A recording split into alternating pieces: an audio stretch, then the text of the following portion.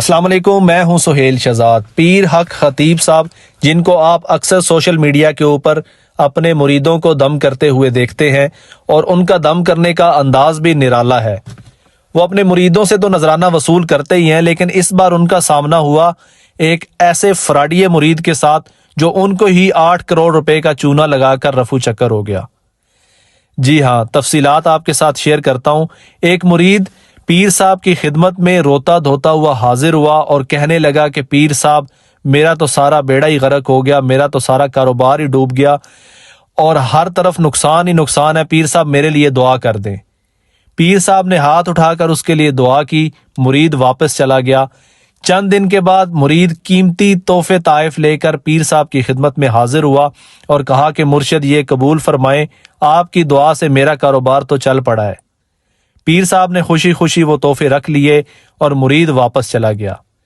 چند دن کے بعد مرید دوبارہ پیر صاحب کی خدمت میں حاضر ہوا اور کہا، سرکار پچھلی بار بھی آپ نے دعا کی تھی تو میرا کاروبار چل پڑا، اس بار دوبارہ دعا کر دیں، میرا کاروبار اور ترقی کرے۔ پیر صاحب نے دوبارہ ہاتھ اٹھائے اور اپنے مرید کے لیے دعا کی۔ مرید واپس چلا گیا۔ چند دن کے بعد مرید ایک قیمتی گاڑی لے کر پیر صاحب کی خدمت میں حاضر ہوا اور کہا کہ سرکار یہ تحفہ قبول فرمائیں، اب تو پیسوں کی ریل پھیل ہو گئی اور میرا کاروبار تو بڑا دن دگنی اور رات چگنی ترقی مجھے مل رہی ہے، تو یہ گاڑی ایک چھوٹا سا تحفہ میں آپ کے لیے لایا ہوں۔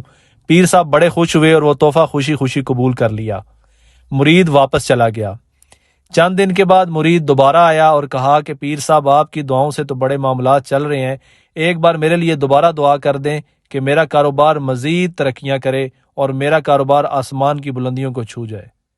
اچھا، پیر صاحب نے اپنے مرید کے لیے پھر سے ہاتھ اٹھائے اور دعا کر دی۔ مرید واپس چلا گیا۔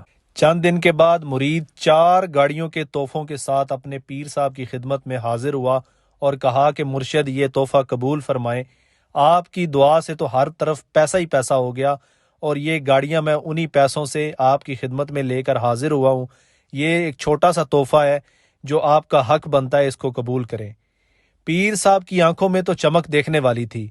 اچھا، پیر صاحب کے دل میں خواہش جاگی کہ میں بھی کیوں نہ اس کاروبار میں حصہ ڈالوں، کہ ایسا کون سا کاروبار ہے جس میں یہ بندہ اتنے پیسے کما رہا ہے۔ پیر صاحب نے اپنی خواہش کا اظہار مرید کے سامنے آخرکار کر ہی دیا اور کہا کہ بھائی، اگر آپ کی اجازت ہو تو میں بھی آپ کے ساتھ پارٹنرشپ کرنا چاہتا ہوں۔ مرید تو اس کے بعد خوشی سے جھوم اٹھا، اس نے کہا کہ سرکار کیا ہی بات ہے، یہ آپ کی دعاؤں سے ہی سارا ممکن ہوا، اور اگر آپ کے پیسے بھی اس کاروبار میں لگ جائیں پھر تو کیا ہی بات ہے۔